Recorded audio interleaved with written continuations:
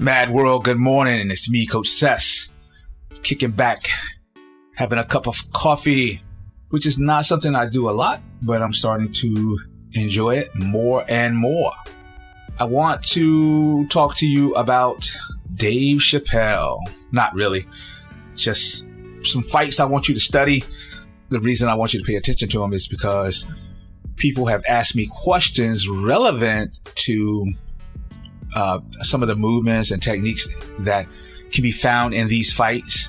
And so rather than give you all the answers, what I want you to do is study these fights, and I'll tell you a little bit how to study or what to look for. And then I can come back and answer your questions specifically. So the first fight is Wilder versus Fury, number 3. You can go back and compare all 3 fights if you want. It was somewhere in the broadcast that the announcer said something to the effect of this is Gotti Ward 3. I don't know about that. All right. From a technical base, I don't know about that. Maybe just from an excitement base, you might be right. But compare rounds 1 and 3 with rounds 7 through 11. And what I want you to pay attention to is something that I've been talking about for the last couple of weeks. You are not the same person in the early rounds as you are in the late rounds. And I think these rounds are a good contrast for you to see that. Look at both fighters. Doesn't matter who's winning. Doesn't matter who's losing. They're just not the same fighter.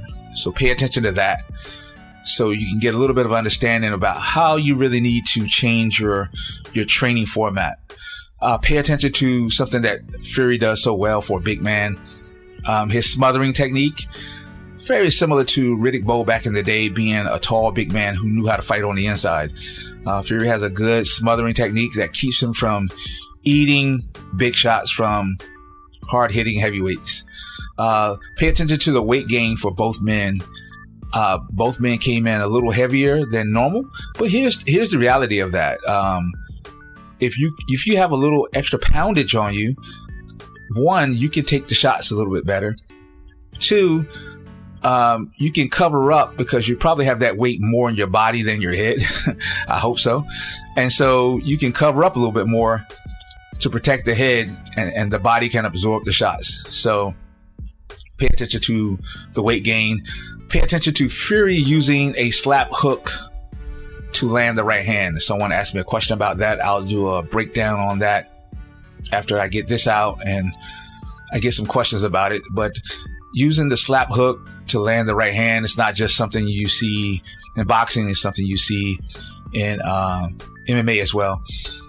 And ignore the punch count. I hate punch stats in boxing specifically because they have so many varying ways that they judge what a punch is. Boxing sometimes says it has to land at a certain part of the glove. These big guys are throwing a lot of strikes and they're only getting credit for 200, 300. I think that's BS. So stay away from the punch count. I'll actually show you how to really count true punches, whether they land or they miss. You have to count all of that because it's total work. It's total work. Pay attention to another fight I want you to pay attention to is UFC Fight Night Dern versus Rodriquez from UFC Vegas 39. Pay attention to the whole dynamic grappler versus striker. There's something there I want you to pay attention to. The ability to get to the ground is very broad, but you have to pay attention to where they fight, their real estate. Pay attention to whoever the striker is, the ability to get back up, the grappler's ability to get the opponent to the ground, and the ability to survive in either position. In other words, where you are least skilled, what things do you need to do to survive in this position to get to your main position? Another fight I want you to pay attention to is Mullarkey versus Smith from UFC Vegas 38. Pay attention to Mullarkey's movement. He won the fight by KO. I think it was in the second round. And someone again asked me to do a breakdown of this. I'll do the breakdown after you study this material, because if I do the breakdown now, you're just going to take what I have to offer. I want you to study and see things for yourself to get a better understanding of what I say, but also to make your own distinctions. Pay attention to his movement from the outside in terms of how he always varied his entries. Look at his quick closing ability whenever he was in the threshold, especially when he wanted to land a kick. Pay attention to his head movement. And when he finally got close enough, his infighting, the push, the pull, the clinching, the interval movement, the timing. Pay attention to that. And then the fourth fight that I want you to study is Artis from Cage Fury Fighting Championships. I think this was in September. The three things I want you to get is that you gotta learn, if you're gonna be a mixed martial artist, you gotta learn how to fight to the end. I think a lot of guys are coming out and they're so obsessed with the big punch, the big 1-2, the highlight KO. You've gotta learn how to fight to the end.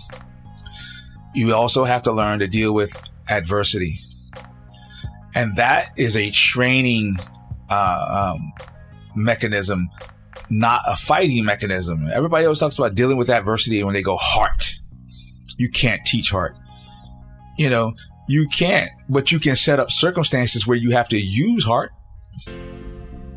All right. And so by default, the person being stuck in these bad positions will learn to teach themselves. They will find out what they are made up of on the inside and figure out what they're going to do about it. And the third thing that you can learn from that fight is how to be a mixed martial artist. Aries likes to throw strikes a lot and finish his opponents by KO. But in that particular fight, he had to fight to the end, scramble, and get to the submission. Stop falling in love with my style. If you're going to be a mixed martial artist, you have to get away from, I want to look like Israel Adesanya, Anderson Silva, whoever your favorite striker was, or your favorite grappler. You have to get away from that. Is just be a mixed martial artist. Stop worrying about your style or your art. Just be a mixed martial artist. You'll find your style. Okay, that's it for me. Hit me up if you have any questions about any of this. I am Coach Sess, and you've had words with the Mad Coach.